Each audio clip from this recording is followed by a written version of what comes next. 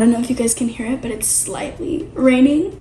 Also, I figured just to set the tone, I don't know if you guys can see it, but I have my little wax melt. I'm gonna put a little candle in it.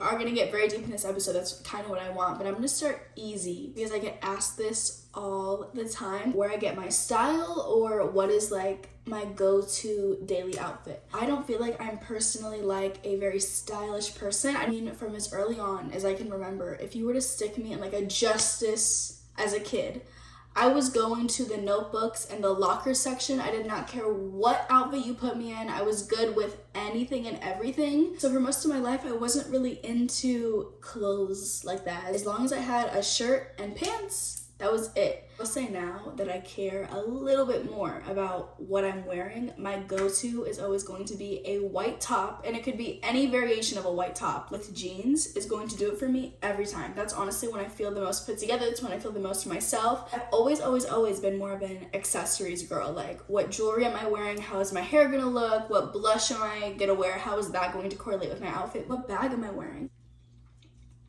At heart, I'm always gonna keep it very basic with my outfit, and I'm good with that. I'm comfortable with that, you know? A couple things that I feel like go hand in hand that I'm asked a lot are how I personally deal with body image and how to build confidence. One thing for me, even though I do feel like I grew up in a very diverse environment for the most part, I still did not grow up around a lot of girls or really anybody that looked like me, and that kind of confused me, especially anyone who's mixed can understand what I'm saying when sometimes you do feel a little bit confused about yourself and just kind of confused as to where to place yourself like amongst people socially. I didn't feel like, and I still don't really feel like I see a lot of representation of girls or people that look like me or have my features. And thankfully for me, it didn't really affect me too much because, like I said, I didn't really grow up in an environment where looks were talked about that much. Something that really helped me recently is when I feel like I don't see representation of people that look like me, I will look for it. I will go out of my way to look for other people that may look like me or have my features, especially on social media. For example, when I saw the girls from Blackpink, even though they are like angels and I don't think that I am their caliber in any way, when I saw that, oh, they have more rounder facial features like me, I was like, oh my god, like these are the people that I need to be looking at more often. Because sometimes when you surround yourself or like see other people that kind of look like you or into the same things as you, there is this feeling of like inclusivity and familiarity where you don't feel so alone. Or it's kind of helped me in my own journey with like my self-image.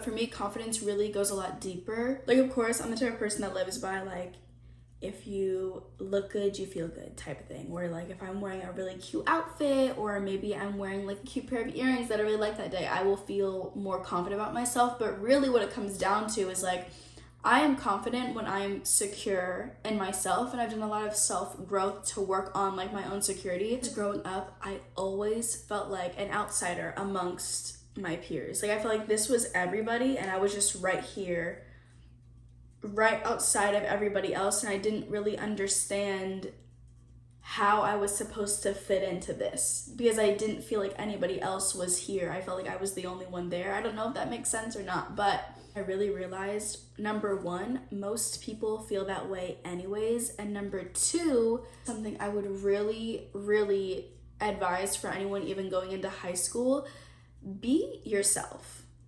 Because no one is going to be better at being you than you. Do not try to just do what everyone else is doing because they're doing it. Because I'm telling you right now, most people do the things that they do because they want to be accepted by other people. When the truth of the matter is, once you've actually accepted yourself for who you are, it makes it a lot easier for other people to accept who they are. And it's like this infectious thing. When you are secure in yourself and you are okay with being yourself, no matter if people like you or not, at the end of the day, if someone doesn't like you, it really is their problem. I even look at how I interact with other people. I can't think of one person that I dislike really.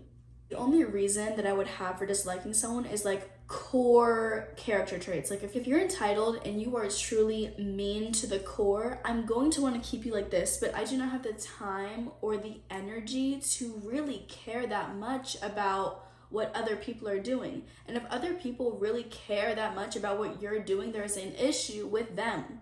Do you get what I mean? Just focus on yourself, loving yourself, understanding yourself, accepting yourself. You will understand life. So much easier to kind of maneuver everything socially. And the reason why I'm saying that, especially for anyone going into high school, is because high school, I don't care what anyone says, is kind of like a mini little representation, little bubble of what real life really is.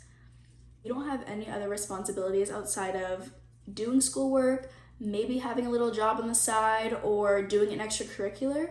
Focus on mastering that simplicity, because when you get into the real world, it's basically the same thing, just with more responsibilities and you're a little bit older. I only speak for myself because when I was in high school, I really did kind of keep to myself. Like most things that high schoolers get excited about, I was like, did not like it. I hated prom, I hated homecoming, I hated really anything school spirity. I don't know why, it just was not an interest of me. Like I literally got my prom dress off of Amazon a couple weeks before prom because I really didn't even care about what I wore.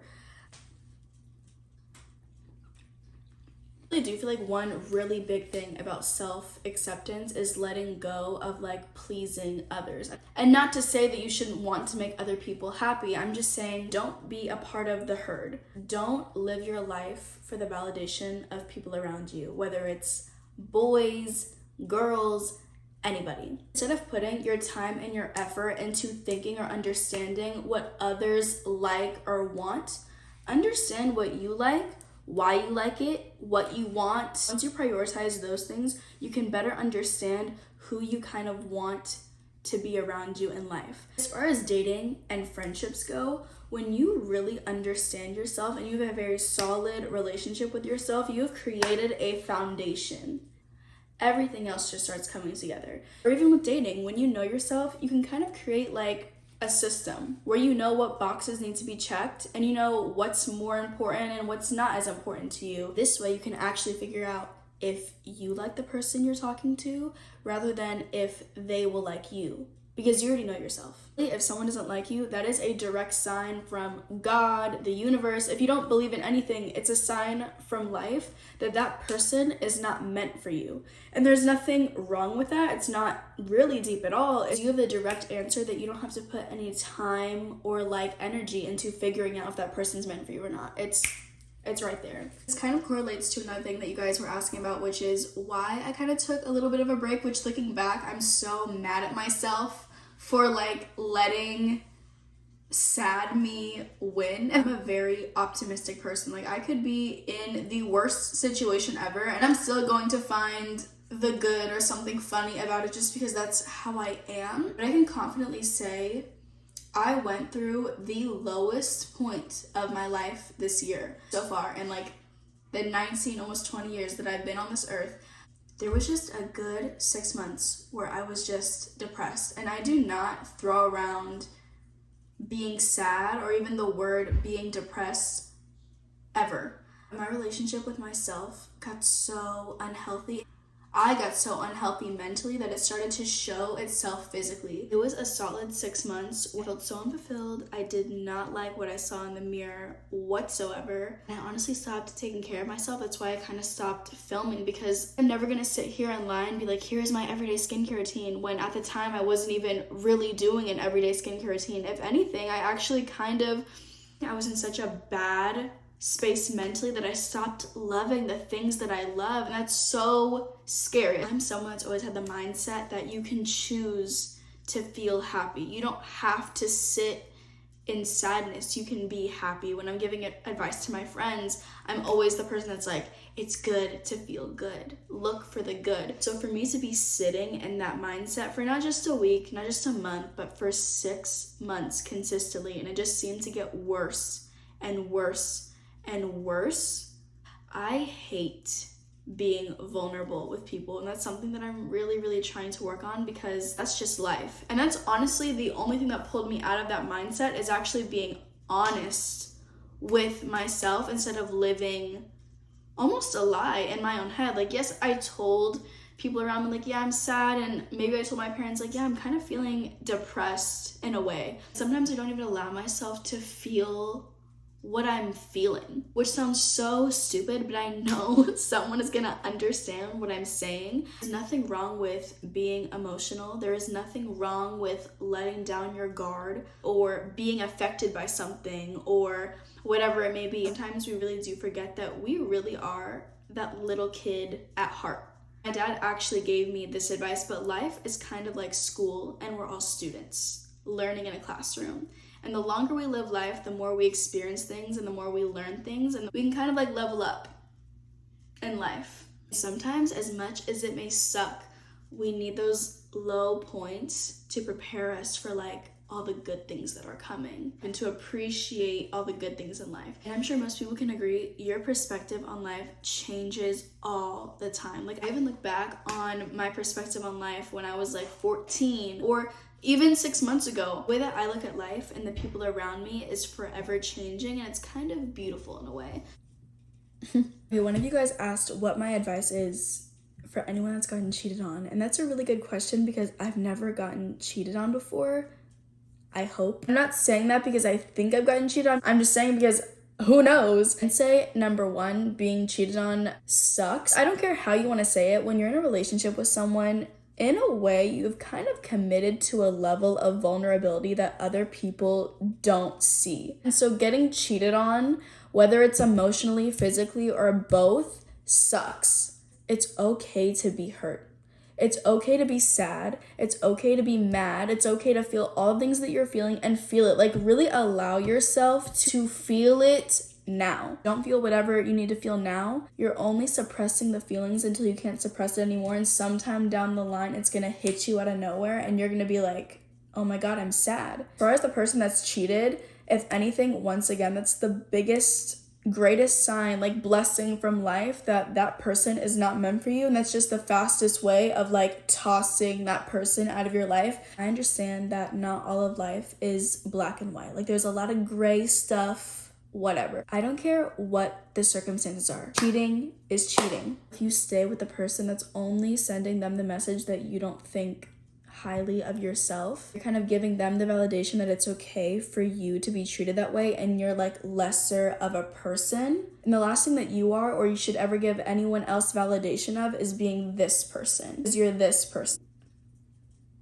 One of you guys asked what song will forever be in my rotation, and honestly, two answers for this. One is obvious. It's always going to be Lauryn Hill, Doo-Wop. I can listen to that every single day and it's always gonna hit for me. But one thing I thought of, and this is kind of random, but I feel like I'm not alone in this. Please tell me I'm not the only one, but there's one song, and I'm not gonna say what it is, but there's one song, and it's off the Drake Certified Lover Boy album. If anyone, especially a guy, were to point out that song to me, I've always since a young age been really into music and sounds. Like, I've always been that way. So if a guy were to point out that song to me just off rip for no reason, like, not to be dramatic or whatever, but I'd be contemplating if we should get married like right away, because just something really attractive about someone having like similar music tastes to you, like someone that you can talk about music to. That is very attractive to me. One of the biggest questions you guys asked was how to get through breakups. Whether you ended on good, bad, like whatever terms you ended on,